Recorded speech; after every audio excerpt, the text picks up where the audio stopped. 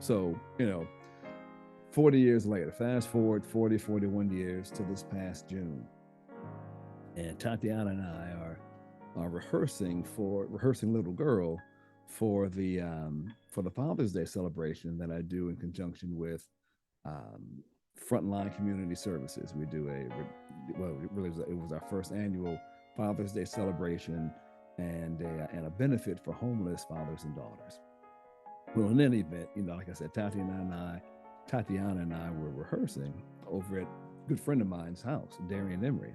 Darian is an amazing sax player. He's played on several of my projects. We go back easily 30 years, and so we were rehearsing at his house. He's got like an in-home studio, real cool setup. So, like I said, the rehearsal is over, and Tatiana goes home, and D and I are just kind of hanging out.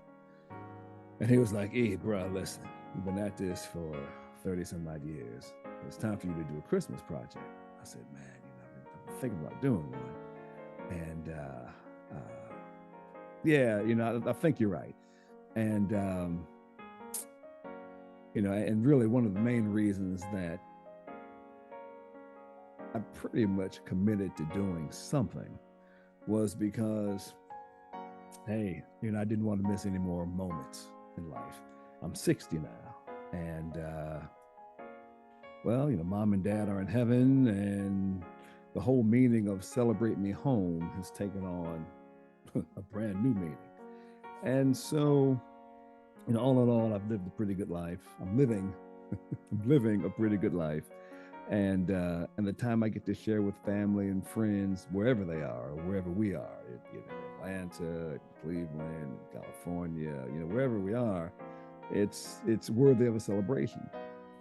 So, it just made sense to finally go ahead and really attack the idea of doing Celebrate Me Home. So, sat down with my team, if you will, and came up with the core song. And I had some ideas that I brought to the table that I thought, would work.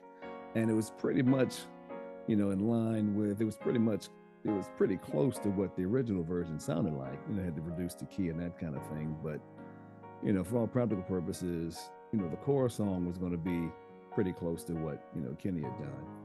And, I had some ideas about the ending, but, the first thing was to get the core part together. So, long story short,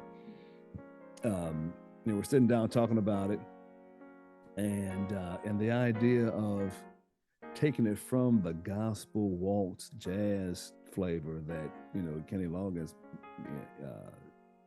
used for the song, and kind of flip it and add like an R&B flavor to it, and change the tempo from like the 3/3 to 4/4, and just kind of make it more of an R&B groove. And I'm like, but they start to play it. I'm like, all right, that could possibly work. So of course I took it home and lived with it for a little while, and came up with just some other ideas to kind of really create a new feel, to this song. So got the core part together, got the core part of the song together, and so I'm like, listen,